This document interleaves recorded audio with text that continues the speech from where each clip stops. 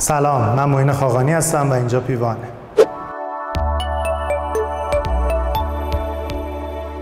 امروز میخوام در مورد تیراهن بالپن یا هاش صحبت کنم. شکل ظاهری، کاربردش و اینکه چطوری میتونیم یه هاش با کیفیت و با قیمت مناسب تهیه کنیم.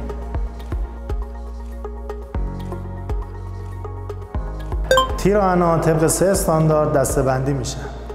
تیراهن‌های IPE، تیراهن INP و تیراهن IPB. تیراهن بالپن یا همون هاش تیراهنی است که در آن طول بال تیراهن با طول جان تیراهن برابره و به دلیل داشتن سطح مقطعی به شکل H این تیراهن به نام تیراهن هاش شناخته میشه. تیراهن هاش بعد از تیراهن‌های معمولی IPE ابداع شد و همچنین از آنجا که طول بالهای تیراهن نسبت به تیراهن‌های معمولی بیشتره با آن بالپن نیز گفته میشه.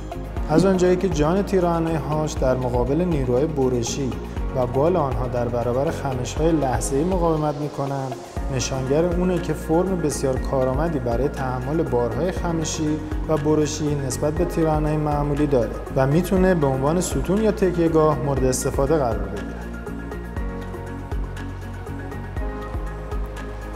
اونها با توجه به تحمل بار سنگینی که دارند در خرپاها و تیرها، صنایع سدسازی، پالایشگاهی، کشتی سازی و اسکله سازی بسیار مورد توجه قرار میگیرند. تیراهن‌های بالپن به طور معمول در طول 12 متر تولید میشن. تیراهن هاش در سایزهای 100 تا 1000 میلیمتر تولید میشه. تیراهن‌های بالپن یا همون هاش بر اساس وزنی که نشأت گرفته از ضخامت بال و جان آنهاست تقسیم بندی میشن و دارای 3 نوع سبک، سنگین و فوق سنگینند. برای نمایش و نامگذاری هاش مانند تیراهن معمولی از ارتفاع یا جان آنها به سانتیمتر استفاده میشه.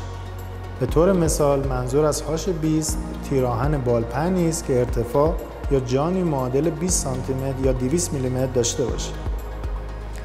بخش عمده‌ای از تیراهن‌های بالپن بازار رو سایزهای 10, 12, 26, 28 و بالای 30 سانتیمتر تشکیل دادن که این هاش‌ها از کشور روسیه، ترکیه و کره توسط شرکت پیوان وارد و در بازار فولاد توزیع میشه. همچنین پیوان نمایندگی اصلی کارخانه ذوب‌آهن اصفهان رو در اختیار داره. رسالتی که شرکت پیوان بر عهده داره اینه که همواره و در هر لحظه سبد کاملی از هاش رو به عنوان بخشی از دپوی عظیم خود در انبار موجود داشته باشه. پیوان به عنوان صاحب بار و وارد کننده اصلی از مهمترین تعیین کنندگان قیمت این محصول در بازار فولاده و در فروش به مشتریان مصرف کننده امتیازهای خاصی رو در نظر میگیره که در این امر هیچ رقیبی در بازار نخواهد داشت. حرفه‌ای‌ها کار را با پیوان میپسندند.